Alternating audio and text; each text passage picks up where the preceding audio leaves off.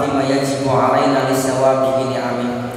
Wa asyhadu anna sayyidana wa nabiyyana wa qurrata a'yunina Muhammadin safwatus saffah wa khairatul khalqi mursalun nasi kaffah basyira wa nadhira baina yaday sa'ah wa mab'us rahmatan lil alamin wa imaman lil muttaqin. Allahumma shalli wa sallim wa barik alaihi wa ala jami'i ikhwanihi minal anbiya wal mursalin wa ala alihi wa sahbihi at-tabi'in at-tayyibin at-tahirin wa ala kulli man ihtada bi hadhil mubarak wa anhaja nahjahu qawim wa salaka tariqahul mustaqim. Qala ta'ala fi kitabil karim, a'udzu billahi minasy syaithanir rajim. Bismillahirrahmanirrahim. Innal ladzina qalu rabbuna Allah tsumma istaqamu tatanazzalu 'alaihimul malaikatu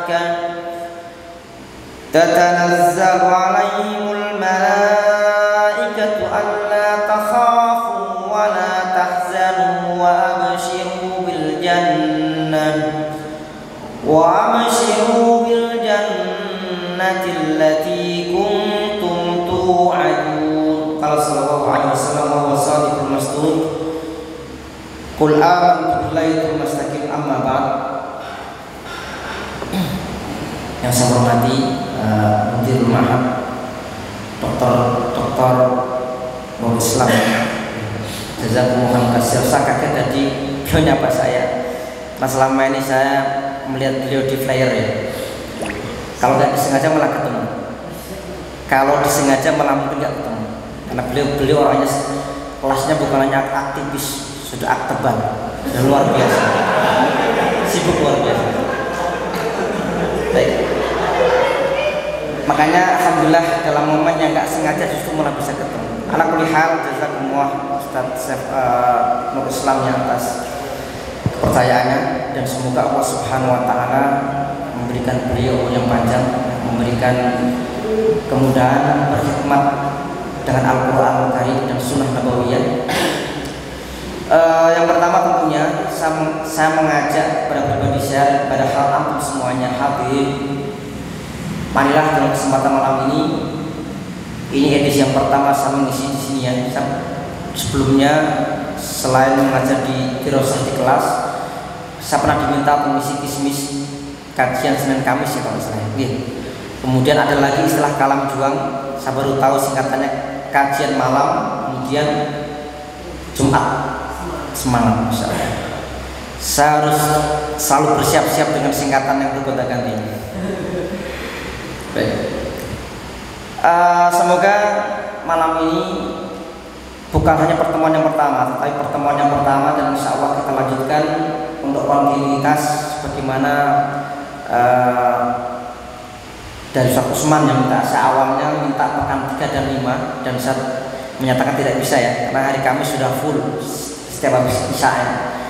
Ini saya minta khusus pekan 3 saja, kemudian yang jadwal pekan 3 minta diajukan habis maghrib, sehingga saya nggak bisa istirahat untuk istri.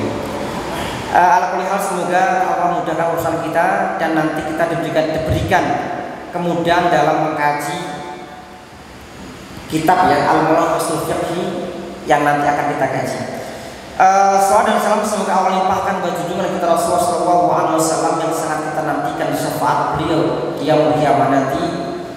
Shallallahu ala Muhammad sallallahu alaihi wasallam. Baik, ikhwati rahimakumullah. Menjadi kebiasaan saya ketika saya mengisi bedah kitab. Ini bedah kitab ini harus khatam. Allah subhanahu. Ini berapa halaman ya?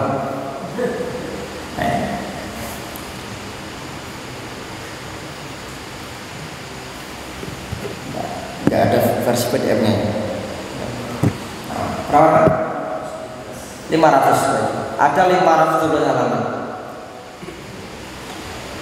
Kalau misalkan setiap malam sebulan sekali kita rata-rata 2 halaman, kita memerlukan tidak kurang 250 pertemuan. Ya semoga kita masih diberikan kehidupan, semangat. Ya.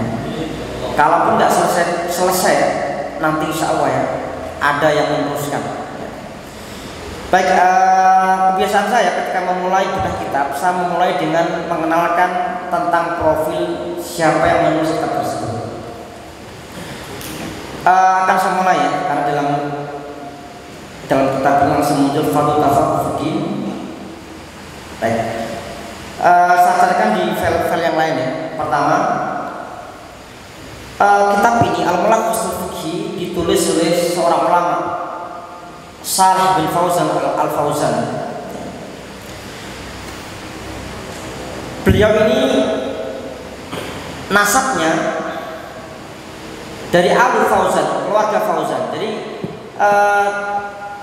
hampir mayoritas dalam tradisi Arab itu mereka mengenal yang namanya semacam, kalau dalam bahasa Indonesia marga ya. Kalau yang di Indonesia yang sering menggunakan marga itu orang-orang Sumatera ya, orang-orang Medan itu ada marganya. Kalau di Arab hampir semua menggunakan silsilah nasab. Nah, beliau ini termasuk dari keturunan keluarganya ya, itu adalah Alu Fauzan, keluarga Fauzan. Kabel namanya ada tambahan Al Fauzan dalam namanya. Beliau tumbuh dan bagaimana pendidikan beliau. Beliau lahir tahun 1344 Hijriah dan beliau terdidik dalam keluarganya, dan ini menjadi kebiasaan ya sebelum ditemukan sistem pendidikan yang modern. Jadi ulama-ulama dulu mereka belajar dari orang tua mereka, kecuali memang ada sebagian yang mereka kemudian dikirimkan kepada para guru-gurunya. Misalkan contohnya Harun Ar-Rasyid ketika beliau mengirimkan Amin dan Ma'mun, dikirimkan ke seorang ulama bernama Al-Asma'i. Dan dulu kalau beliau mengirimkan anaknya belajar itu orang-orang dulu ya, ini saya titipkan anak saya kepada Anda, ini saya bawakan cambuk, nanti kalau aneh-aneh silahkan dipukul. Makanya itulah kenapa Al-Imam Muhammad bin Idris Asy-Syafi'i mengatakan isbir ala muril jafa min muallimi fa innal ladzatal ilmi fi nafarati. Kamu bersabarlah menghadapi galaknya seorang guru, karena lezatnya ilmu itu berada dalam sisi galaknya seorang guru. Jadi kalau kita menemukan seorang guru yang selalu cerewet kepada kita, menurut Imam Syafi'i beliau mengatakan itu adalah lezatnya ilmu. Itu di zaman dahulu ya. Kalau di zaman sekarang berbeda ya. Di zaman sekarang itu ada sebuah kejadian di salah satu sekolah di Surakarta ya. Ada seorang murid, beliau di sekolah Islam ya, tingkat SMP. Ketika mendekati azan zuhur, beliau masih main di lapangan bola. Diingatkan ustadznya, dia masih ngeyel. Dan akhirnya apa? Ketika ustadznya sudah emosional, ustadznya kemudian menempeleng sang siswa. Kemudian ditambah satpam yang semakin jengkel juga, kan dia bagian mengamankan semua murid, memastikan mereka berangkat ke masjid. Kebetulan misalkan seperti lembaga pendidikan itu masjidnya di luar, dia jamaahnya keluar, tidak dengan mana ya, satu lokasi. Alhamdulillah. Akhirnya apa? Sang siswa tadi ketika ditempeleng ustadznya, kemudian seorang satpam yang berjaga di sana, kemudian dilalah ini apesnya. Orang tua dari murid tadi, dia seorang pengacara, langsung saja dia lapor ke sekolah, dan sekolah kemudian mengeluarkan langsung surat pemecatan pada. Itu yang membedakan zaman dulu dengan sekarang. Sekarang terbentur undang-undang perlindungan anak, tidak ada perlindungan ustaz. Artinya kalau seorang siswa itu mereka mengalami masalah, orang pasti akan menyalahkan lembaga ya. Tetapi zaman yang seperti itu kita harus pandai-pandai bagaimana berhadapan dengan zaman yang berubah. Kemudian kita lanjutkan. Beliau belajar prinsip atau belajar pembelajaran awal dalam qiraah kemudian kitabah kepada seorang imam di kota beliau. Kalau beliau ini dikatakan beliau ini seorang dari kota As-Sumasiyah, dari kabilah Ad-Dawasir.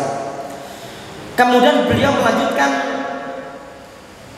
di madrasah Al-Hukumah, artinya sekolah pemerintah di daerah As-Sumasiyah, dan menyelesaikan ibtidaiyah tahun 1371 Hijriah. Kira-kira di antara kita tahun 1371 Hijriah sudah lahir. Kalau lahir saya itu 1401. Ustaz Islam berapa Hijriah lahir? 1000. Baik. Kemudian terkait akademisnya, beliau ini kuliah di kuliah Asy-Syariah di Riyadh, dan beliau mengambil magister dan di bidang fikih, ya. Kemudian mengambil doktorah juga di bidang fikih. Ini silsilah beliau sampai magister dan doktorah itu di sama di Jami'atul Riyadh atau Universitas di Riyadh. Riyadh ibu kota Saudi, Kerajaan Saudi. Kemudian kita lanjutkan tentang aktivitas beliau. Beliau menjadi salah seorang yang anggota Hayat Kibar Ulama. Jadi kalau di Indonesia mungkin semacam MUI, Majelis Ulama Indonesia. Kalau di Saudi namanya Hayat Kibar Ulama, organisasi yang mengumpulkan para ulama-ulama yang besar, ya. Ulama-ulama yang luar biasa, tokohnya para ulama. Kemudian beliau juga menjadi anggota udhun fil Majma' al-Fiqhi di Makkah al-Mukarramah. Jadi beliau menjadi anggota Majma' Fiqhi atau semacam kayak konsili fikih, ya, atau lembaga yang mendalami fikih di Makkah al-Mukarramah. Maka jangan heran ya, beliau ini banyak bukunya, kitabnya tentang fikih. Nanti kan kita bacakan beberapa karya beliau di bidang fikih. Beliau juga menjadi udhun fi lajnat israf ala du'at fil hajj. Beliau menjadi anggota yang mengawasi para dai-dai fil hajj di musim haji. Termasuk beliau menjadi anggota Lajnah Ad-Daimah lil Buhus Ilmiyah wa Ifta, lembaga yang memang mendalami tentang masalah riset dan fatwa. Jadi kalau di Saudi ada namanya Lajnatul Buhus Ad-Daimah lil Ifta, gitu. Kalau di Indonesia kita memperhatikan bahwa beberapa ormas-ormas yang ada, mereka sudah memiliki yang namanya lembaga fatwa atau lembaga yang biasanya itu mengarah kepada memfatwakan sebuah hukum. Misalkan contohnya ya, di Muhammadiyah itu ada namanya Majelis Tarjih wa Tasdid, MTT. Di Nahdlatul Ulama itu ada LBM, NU, Lembaga Bahs Masail Nahdlatul Ulama, ya. Kemudian di Persis ada Dewan Hizbah.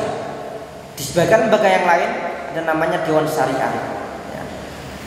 Artinya ada beberapa lembaga-lembaga yang terpisah-pisah. Tapi di kerajaan Saudi Arabia itu ada lembaga yang memang khusus itu membidangi masalah fatwa, dan itu memang langsung dihandle sama kerajaan Saudi Arabia. Sebagaimana di Mesir ya, di Mesir itu ada namanya Darul Ifta, lembaga fatwa itu langsung muftinya diangkat oleh pemerintah Mesir, maka namanya Muftil Jumhuriyah atau Mufti Republik Arab Mesir. Dan di Mesir, kalau seandainya misalkan ada seorang yang dia melakukan kriminal, membunuh kemudian dikisos, maka untuk pelaksanaan kisos itu pertama harus atas rekomendasi keluarga. Kalau keluarga memaafkan maka tidak jadi kisos.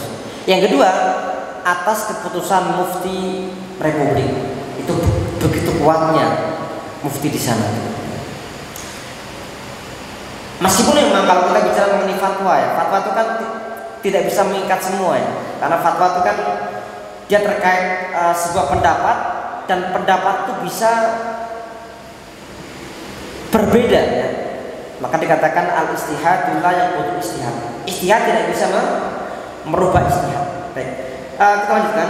Wa imam wa khatib mudarris fi Jamil Amir. Ya. Mut'ab ibnu Abdul Aziz al-Isra. Beliau juga menjadi seorang imam dan khatib dan pengajar di Jami'. Iya, ini bedanya. Jadi kalau dalam bahasa Arab ada istilah jami' dan jami'ah. Kalau jami' tanpa titik, tanpa tak marbutoh itu jami'u artinya masjid. Maka namanya Jami'ul Azhar. Jami' Al-Umayyah, Masjid Umayyah.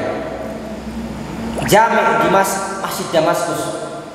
Itu jami'. Kemudian berkembang waktu ditambahi dengan tak marbutoh jami'ah. Itu adalah universitas. Makanya orang-orang Arab itu sering mereka protes semenjak jami' menjadi jami'ah, kita semakin mengalami yang namanya degradasi keilmuan. Dulu ketika para ulama ya, ketika belum ada kemajuan zaman mengenal metode barat, ada pembelajaran, ada ijazah, ada strata 1, 2, 3 dan seterusnya. Ulama-ulama dulu mereka tidak butuh seperti itu ya. Mereka belajar untuk mendalami agama. Kita bisa bayangkan ya, kalau seandainya Ibnu Hajar Al-Asqalani, beliau itu punya kitab Fathul Bari. Kitab ini beliau tulis ketika beliau mendengarkan penjelasan hadis dari gurunya As-Sakhawi. Dan ternyata yang beliau tulis itu menjadi kitab. Jadi ulama dulu kalau mereka mendengarkan seorang guru ceramah itu menjadi sebuah kitab. Kita contohkan misalkan Muhammad Rasyid Ridho. Beliau dulu ketika di Mesir itu sering mendengarkan ceramahnya Muhammad Abduh ketika beliau menyampaikan di Masjid Al-Azhar. Dan tulisannya itu yang beliau dengar dari yang disampaikan sang guru Syekh Muhammad Abduh menjadi tafsir Al-Manam. Ulama dulu pertama ya, kalau mereka mendengar sebuah pengajian ceramah mereka menulis menjadi buku. Yang kedua, ulama dulu mereka tidak pernah berhenti untuk menulis dalam kondisi apapun. Kita contohkan Ibnu Taimiyah, beliau menulis Majmu' Fatawa ketika beliau di penjara. Said Qutb ya, beliau digantung oleh rezim Jamal Abdul Nasir, tapi beliau ketika di penjara menyelesaikan tafsir fi Bilalil Quran. Hamka di penjara Soekarno menyelesaikan tafsirul Azhar di penjara. Sekarang di penjara bisnis narkoba. Saya baca di berita deh, di penjara kok masih bisnis ya? Artinya dia punya jaringan kuat di penjara. Itu bedanya dulu dan sekarang. Baik, kemudian kita lanjutkan. Siapa guru beliau? Di antara guru beliau adalah yang paling terkenal ya, Syekh Abdul Aziz bin Baz, ini guru beliau. Kemudian sama Syekh Abdullah bin Humaid. Ini beliau mengajar di Masjid Buraidah. Kemudian Muhammad Amin As-Sinkiti. Ada yang tahu siapa di mana As-Sinkiti? Daerah mana? Ada tahu ya? Ini kalau tidak salah pecahan Rusia ya. Tadi Uzbekistan atau sekitarnya As-Sinkiti. Mana? Ada pernah baca? Dan yang lainnya, ini guru beliau. Kemudian mari kita lanjutkan tentang beberapa karya beliau.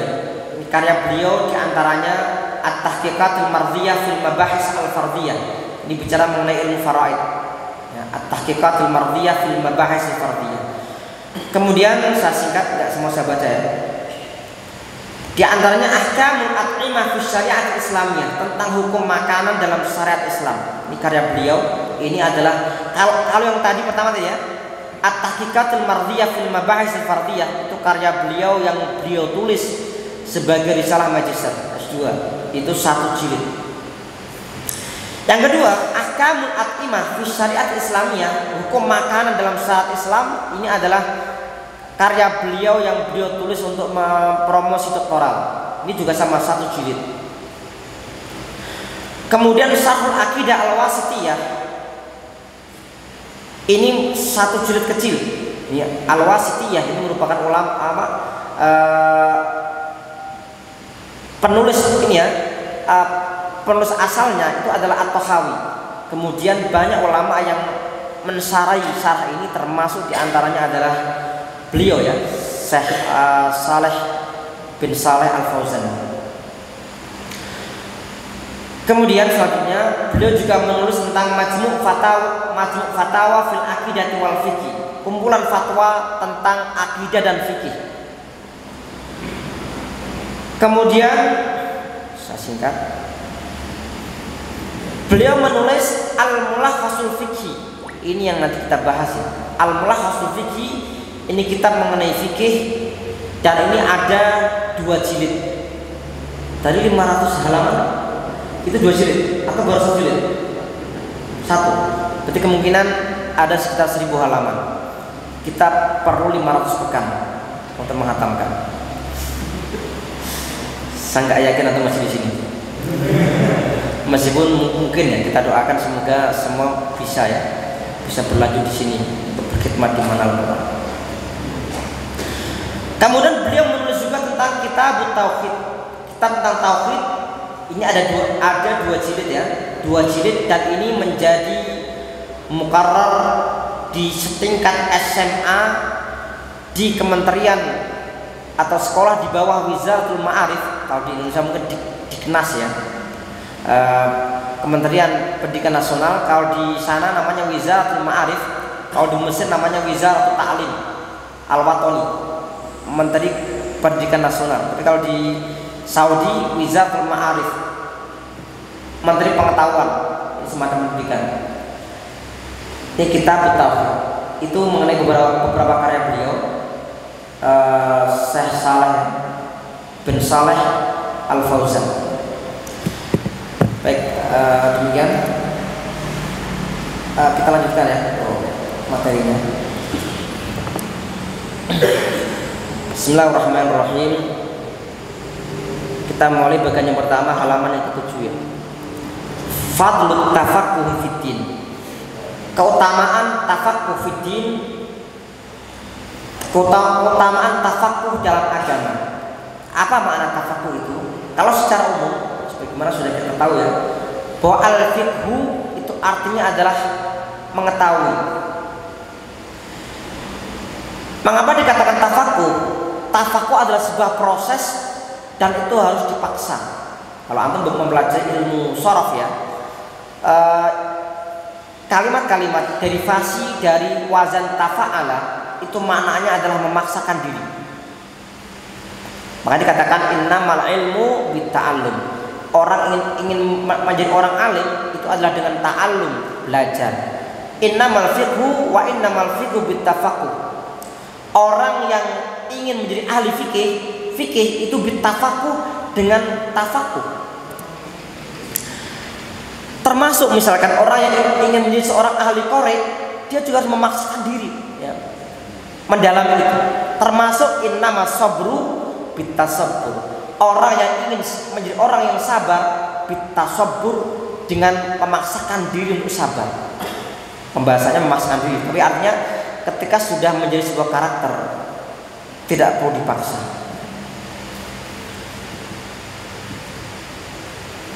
Dalam segala hal, untuk menuju kepada kebaikan memang ada proses, dan proses itu kita harus bagaimana membuat diri kita sadar.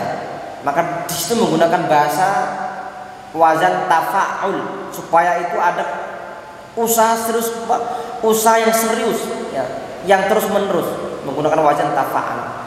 Beda dengan wazan tafa'ala. Tafa'ala itu maknanya diantaranya adalah makna yang pura-pura. Misalkan tamarodo, pura-pura sakit. Tamaharo, pura-pura pinter. Berarti nggak pinter aslinya. Beda ya. Tapi kalau tafaqqaha itu memaksakan diri untuk pinter, berarti mendalami. Saya punya kisah. Ustadz saya, beliau dari Kebumen. Namanya Ustadz Abu Salim. Beliau ini alumni yang Quran. Beberapa saat yang lalu, hari malam Selasa di tanggal 17 Oktober ya, saya sowan ke salah seorang kiai di Grobogan. Kebetulan beliau ada tamu seorang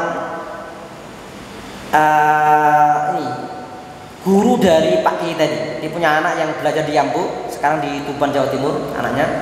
Itu gurunya diundang ke rumah beliau, ke pesantren, karena beliau mau berangkat umroh. Lah gurunya tadi cerita, seorang ustadz atau seorang kiai dari Kebumen, Kiai Agus Salim ya, sekarang punya pesantren qiraat di Kebumen. Beliau dulu ketika masuk awalnya itu kan alumni Gontor, kemudian beliau pengabdian di Yambul Quran. Di sana awalnya beliau menjadi murabi. Jadi ada perbedaan antara murabi dengan guru tahfidz. Kalau murabi ini bisa jadi beliau bukan seorang hafidz, tetapi kemudian seorang muhafidz atau seorang musyrif al-Quran, itu beliau mengajar Quran harus hafidz 30 juz. Saat itu beliau pengabdian di pesantren Yambul Quran menjadi seorang murabi. Dan ada seorang memberikan saran, Anda itu kalau hanya menjadi seorang murabi, kayaknya perlu Anda tingkatkan. Anda menghafal Quran nanti untuk menjadi seorang muhafidz Quran. Beliau kemudian mulai menghafal Quran, dan ketika menghafal Quran ini beliau memang secara kecerdasan itu kurang. Tetapi beliau punya keseriusan yang luar biasa. Sehari beliau tidur tuh hanya 2,5 jam. Beliau pokoknya sampai begitu pengennya awalnya tuh membaca Quran susah banget. Tapi kemudian beliau dermimil karena pengennya cintanya dengan Quran, pengen lancar. Beliau nggak mau waktunya sia-sia. Beliau hanya 2,5 jam tidur, sehingga kemudian beliau sampai Qurannya selesai. Dan kemudian beliau ini mendalami qiraat dan bagus ya. Beliau banyak memberikan pelatihan di Indonesia. Beliau kuliah S1 di Mesir, dan kemudian sekitar 3 bulan yang lalu beliau doktoral di Mesir. S2-nya beliau menulis tentang mentahqiq kitab Faidul Barakat fi Sabil Qiraat karya Kiai Haji Arwani Amin Kudus, yang belum pendiri pesantren sana. Dan kemudian S3-nya selesai juga di Mesir 3 bulan yang lalu. Padahal awalnya beliau itu bukan seorang backgroundnya ngapal pertama itu dermimil kangelan, tapi beliau memaksakan waktunya untuk dimanfaatkan sehingga beliau menjadi seorang master dalam bidang qiraat. Artinya apa? Saya ingin sampaikan dalam kisah ini bahwa kalau kita punya niat, kita paksakan diri kita. Wah, saya ini kayaknya kalau melihat kawan bayi saya susah nih. Kawan bayi itu artinya kalau orang Jawa mengatakan tergantung bagaimana orang tua kita. Orang tua kita itu memberikan pengaruh yang besar, khususnya ketika ibu kita sedang mengandung kita. Kalau ketika seorang dalam kandungan, sang ibu, orang tua sering membacakan Quran, itu dia akan menjadi pengaruhnya luar biasa. Saya punya pengalaman, saudara saya, ipar saya, itu ketika istrinya mengandung, hamil, itu sering kemana-mana, ada acara kemana-mana ya. Ternyata anaknya lahir itu seneng jalan-jalan, karena namanya gawan bayi. Makanya kalau Anda ingin anak Anda ke depan, kalau punya istri, kemudian mau punya anak ya, ketika istri sedang hamil, bacalah banyak, perdengarkan Al-Quran. Itu akan terserap dalam alam di bawah alam kandungan itu.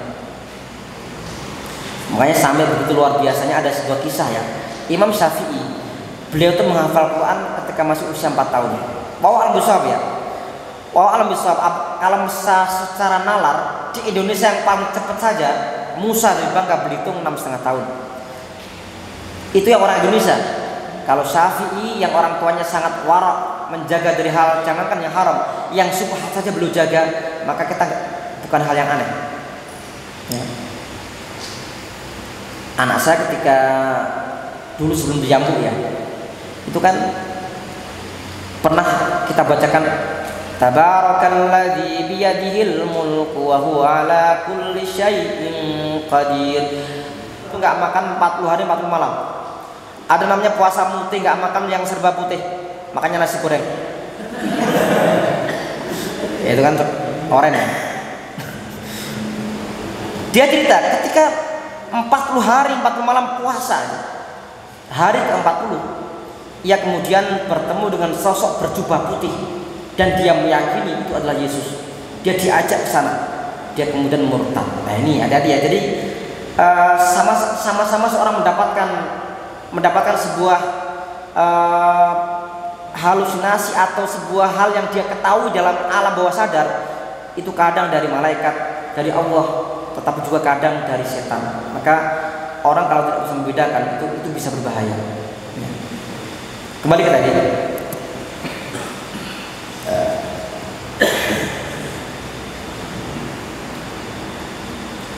Sampai jam berapa nih? Pas. Gak ada perpanjangan waktu. Qala Al-Hafidz Ibnu Hajar. Al-Hafidz Ibnu Hajar mengatakan, beliau memberikan penjelasan ya dalam Waqur Rabbi Zidni Ilma, beliau mengatakan wadihud dalalah, dalil yang jelas fi fadl ilmi, terhadap keutamaan ilmu. Kenapa dikatakan dalil yang jelas terhadap keutamaan ilmu? Karena kita diminta untuk bertambah ya. Hal yang minta tambah itu berarti hal yang baik. Tidak mungkin Allah perintahkan Rasulullah untuk meminta tambah kecuali hal yang baik. Li'anna Allah lam ya'mur nabiyyan, karena Allah tidak memerintahkan nabinya bitolabil istiyadi min syai', untuk meminta tambah sesuatu illa minal ilmi, kecuali dari ilmu. Jadi silakan Anda baca dalam semua ayat Quran. Tidak ada perintah untuk meminta tambah kecuali perintah tambah ilmu. Itu menunjukkan ilmu sesuatu yang luar biasa. Ini ya, ini penjelasan Ibnu Hajar Al-Asqalani.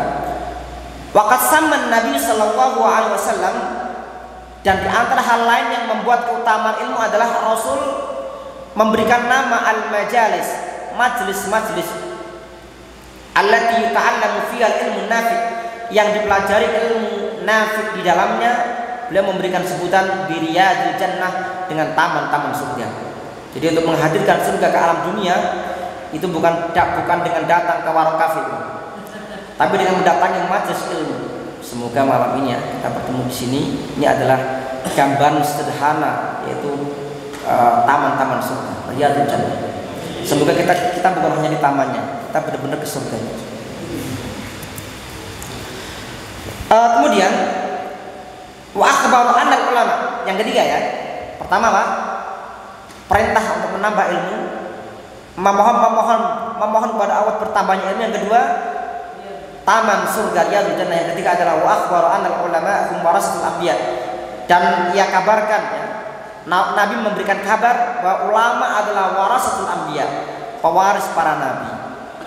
Dan itu pun juga ada catatannya. Tidak semua ulama itu disebut dengan warasatul anbiya, karena dalam istilah terminologi Imam Al-Ghazali, beliau memberikan dua istilah, namanya ulama usu dan ulama ul-akhirah. Ulama usu ini ulama yang buruk, ulama yang dia kemudian kehilangan izahnya. Sementara ulama ul-akhirah ini ulama yang tetap menjaga kemuliaan seorang ulama dan kemuliaan ilmu itu sendiri. Seperti itu. Maka Rasul mengatakan ulama adalah warasatul anbiya, mereka tidak mewariskan dinar maupun dirham. Maka barang siapa yang mengambil itu, maka ia telah mengambil dengan bagian yang wafir, bagian yang banyak. Wala sakka annal insan, wala sakka, dan tidak ragu lagi, annal insan, sesungguhnya manusia, qabla ayyudima ala ada'i amalima, sebelum ayyudima, ia melangkah ala ada'i amalima. Ini uslub ya, amalima, amal apa saja. Sebelumnya melangkah mengerjakan amal apa saja, la budda. Nah, dalam bahasa Jawa ora kena ora, berarti iyo. La budda harus ayya'rifat tariqah. Orang ketika akan melaksanakan sebuah amal, maka dia harus tahu jalan allati yu'addi biha dzalikal amal, yang mana ia bisa melaksanakan dengan itu, melaksanakan amal ala wajhihi sahih, sesuai dengan aturan yang benar.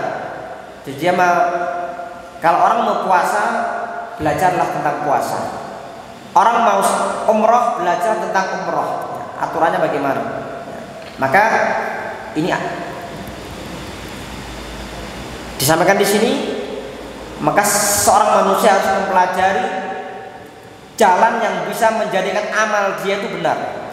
Hatta yakuna hadzal amal, sehingga amal ini yakunu sahihan, menjadi amal yang benar, muaddiyan linatijati allati turja min wara'i, muaddiyan yang membawa linatijatihi kepada hasil allati turja min wara'i, hasil yang diharapkan di belakangnya. Artinya amal yang dilakukan semestinya itu membawa kepada hasil, ya, hasil yang baik. Misalkan contohnya seorang sholat hasilnya apa, seorang puasa hasilnya apa. Semua amal ibadah itu pasti ada hikmahnya. Contohnya sholat pertama, wa aqimis sholata lidzikri, dirikan sholat untuk mengingatku. Maka sholat itu adalah wahana kita untuk mengingat Allah. Makanya ini ayat yang sering dipelintir orang-orang aliran kebatinan. Mereka mengatakan sholat tujuannya untuk mengingat Allah. Berarti tujuan sholat mengingat Tuhan. Lah aku wis eling, aku sudah ingat, nggak perlu sholat. Aku sudah sampai derajat kepada hakikat. Kalau mereka yang sholat itu mereka orang-orang yang awam. Ini orang yang nggak pernah membaca sejarah. Para rasul, para nabi, mereka kurang apanya? Mereka orang yang di mata Allah tuh manusia mulia. Itu pun mereka tetap ibadah, sholat. Mereka tetap ibadah. Jadi tidak ada istilah seorang kemudian karena kedekatan merasa menjadi wali. Bahkan yang maaf ya, ada aliran sufi yang sangat nyeleneh. Ya ini yang nyeleneh ya. Dia sampai meyakini yang namanya seorang wali itu lebih mulia dari para malaikat. Sampai seperti itu. Bahkan lebih mulia dari para nabi. Itu yang nyeleneh. Fakaifa yuqtimul insan. Dan bagaimana seorang manusia ala ibadati rabbi yuqdimu, ia akan menuju kepada ibadah pada Tuhannya, melangkah untuk beribadah. Allati tatawaqqafu 'alaiha najatu minan nar, yang ibadah itu menjadi titik utama, kunci najatu minan nar, dia apakah selamat dari neraka, wa dukhul jannah, dan ia masuk ke dalam surga. Pertanyaannya, kaifa yuqtimu ala dzalika biduni ilmin? Bagaimana ia akan melangkah pada hal itu dengan tanpa ilmu? Dan bagaimana dia akan melangkah selanjutnya? Kita akan ikuti pada pertemuan yang akan datang. Jazakumullah.